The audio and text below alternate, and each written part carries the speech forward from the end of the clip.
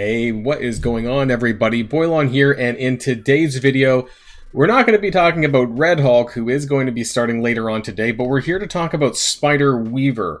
We know that her campaign event is going to be starting on Friday alongside with the Ethereal Arms milestone, but in today's video specifically, we're going to be talking about the campaign event, the Web of Life campaign event, how you're going to get her to 5-star free-to-play, some considerations also for Ethereal Arms, but that video is going to be a separate video. We're going to be waiting a little bit longer, probably Thursday morning, just in case there's some last-minute changes, because, you know, who knows, right? We're also going to be talking about the Vigilant trait characters, especially for those of you who are kind of early and mid-game players. That's why I'm doing this from the perspective of my baby account, so that you guys can see what I have leveled and what I sort of recommend for this. So if you're ready to go, let's boil this down.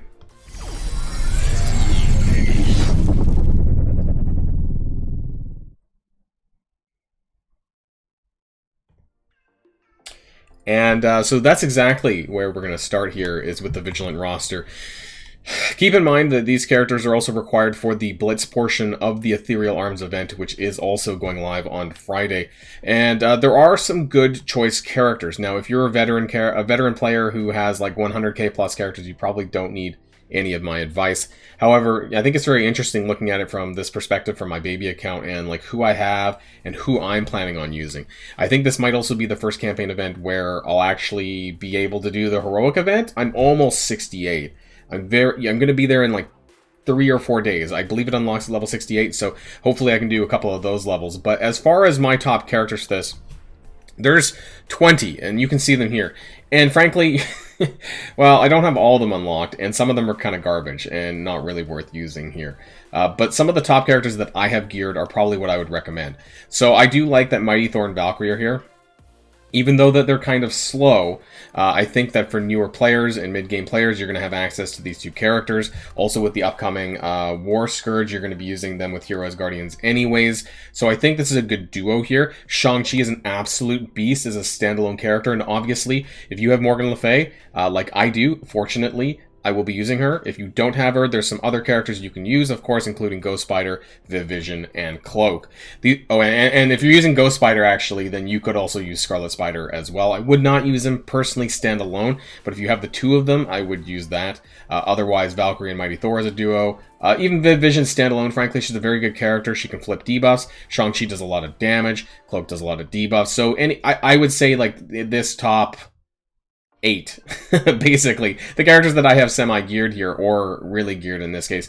Anyone else, I wouldn't personally recommend. I don't think that they're really all that good for this event. You know, I don't have Scarlet Witch geared yet for me because she hasn't been a priority as a character, but you know, if you do have her available, you could use her with Morgan Le Fay, of course, being on the same team. Outside of that, Wong is also available, but as a newer and mid-game player, you might not have access to him because he's a 100 shard unlock. I don't on my baby account, so clearly it's going to be a little bit challenging there, and I didn't actually get Hulkbuster. So if you do have Hulkbuster, I would consider using him alongside Viv, just for the extra synergy. There's some good duo combinations here, but outside of that, definitely the standalone powerhouses are like Morgan Le Fay and Shang-Chi, because they're probably going to give you the best value for that. Now, in terms of characters that are going to be in the orb, I think we can automatically exclude Morgan Le Fay. Probably, I have to say that's probably likely. Vision and Hulkbuster. I kind of hope that Wong is in the orbs, because I wouldn't mind some consolation prizes here on the side with Wong drops, and they probably will give Mighty Thor and Valkyrie at this point. The only reason why I say that is because they've been in the event store with Braun. And so if they're willing to do that, I think that they're more than willing to probably give them in the orb, which I don't currently have in the store at the time of recording. So, but otherwise, it could be a decent orb, actually. They just probably won't give us the newest characters, that's all. So that being said, let's move on over to the actual math of the event. This is what you're going to need to do if you want to get a 4 or 5-star free-to-play on Spider-Weaver, which is going to be a very important character. One thing that I do want to mention, though, is that overall, this event has changed. We'll talk about that when we do the Ethereal Arms milestone. We're no longer getting event orbs from the Blitz portion of the milestone, which is going to be Ethereal Arms. So now they've changed that to milestone points. Before, we used to get 10 extra event orbs across that milestone. I think it made it too easy for people to get 5-star without relying on the campaign event necessarily.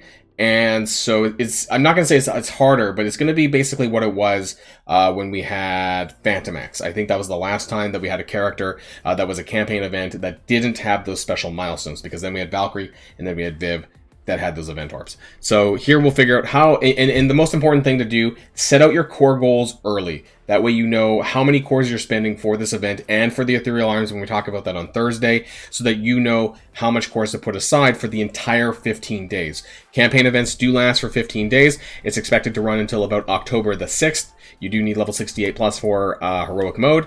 And these are the shards that you're going to get for doing heroic mode. So you get one all the way from 1-1 to 1-9. You get 30 shards total. Now 27 of these actually stem from hard mode.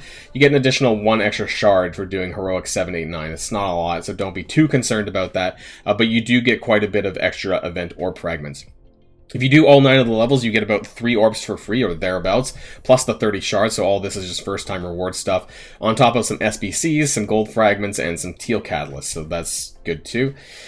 Now, when you're farming the heroic mode, which is obviously highly recommended to farm as many heroic nodes as possible, you get 700 fragments that are available per day. This leads to just over 3 orbs if you are able to farm all 9 of the nodes. Keep in mind that the scaling of the power goes up to about 100,000 typically on the final heroic stage. So you can start doing it at level 68. You can do the first level because it's the tutorial basically, and I think probably the first couple levels should be easy to do, but after that it does get a little bit more challenging. So people who are right at level 68, like my baby account will be, I don't know if I'll be able to clear that many, but hey, any extra ones will be really important for not only getting your star levels, but also getting that event done for Ethereal Arms, which we'll talk about later. I do have a separate chart down below, we'll get to it, if you can't do heroic and how much you can be expected to farm if you're doing hard mode. All of this costs about 900 energy, which is essentially what you're going to get if you're going to be doing 200 cores daily or 4 refreshes for energy. And that's why we have the energy generation chart here. So you get 288 for free, which is your free-to-play time-based energy.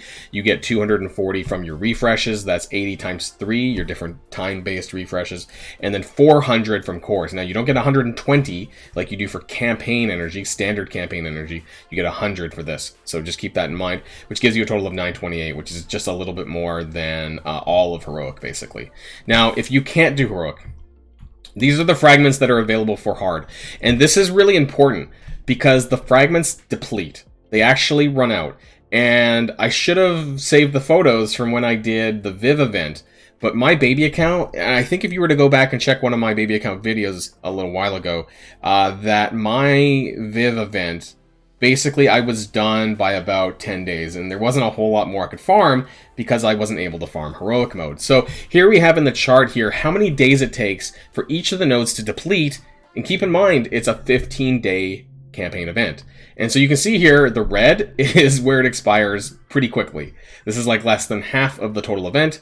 The blue, 9 days and 13 days.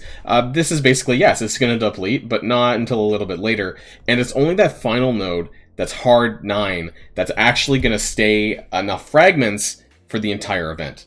So at some point, not only are you going to deplete your hard mode pretty quickly, like 3.5 days, 5 days, then you're going to have to start farming on easy mode, and even that's going to deplete after some time. So where do I think that if you can't do heroic mode, where are you going to get to? You're probably going to get to about, depends on your orb luck, of course. You're probably going to get a 3-star though. You might get a 4-star if you're lucky. I did get a 4-star on Viv, but just barely. So just to give you an idea of what to expect for that. I'm pretty sure I got a 4-star, right? No, I didn't. This is where I landed without pulling it. Okay, so just shy of a 4-star. This was without heroic. So keep that in mind. I don't know if I had above average luck, but that's where I ended up landing. I just wanted to share that really quick. But what else you can do? If you can farm heroic, and that's what this video is largely intended for. Again, setting out your goals early on is super important. So I'm going to start with scenario 1. This is what I call the best case, because honestly, this is what most people do. This is the 4 times 50 core refreshes, or 200 a day. This is 3,000 cores over 15 days. You're spending the 928 energy. You do get a decent amount of gold actually over the course of it all. It's about 1.7 million. I know that's not a lot, but you know, it's extra that you didn't have before. You're getting about 3.25 orbs worth of fragments every single day if you farm all of heroic, and then like a couple of nodes on that hard 9 or whatever. And then the total orbs daily, like I said, 3.25. And over, if you multiply that by 15, you're getting just under 49 orbs. So what that means is you probably want to push just to complete that orb. Just, you know, you should do that. And your total amount of shards that you're going to be getting is about 309. Now, that's just very close to free 5-star free-to-play. However, this is the average. And this is with an estimated 5.4 per orb, plus 30 free, and the 3 that you get for free as well for the first time bonuses. Now, this is an average. This means that, you know, you could get more, like I have in the past. You could get less. I would probably put this at a plus or minus, and this is not mathematical, but it's just from my own experiences, about plus or minus 50. So there have been times where I've had just super shitty luck, and I haven't done that well. I believe that happened for me, not with actually with Phantom X, I think. And so I had below average luck. And so if you do really want to get to that 5-star, which I do recommend, because I think Spider Weaver is a great character, then I would consider maybe 400 cores daily if you can manage it. And we'll talk about that when we get to Scenario 4. Now, Scenario 2, which is the middle ground, this is just 100 cores for people who are really core strapped, who are really core poor after all of these events. You're getting about 10 less orbs over the course of the event. Now that translates to about 252 shards. That is halfway to 5-star, so you're probably not going to get 5-star, but you're pretty much a shoo-in for 4-star. You would have to have severely negative luck, like the worst luck in the world, to not get a 4-star, because that's 72 shards less than the estimated.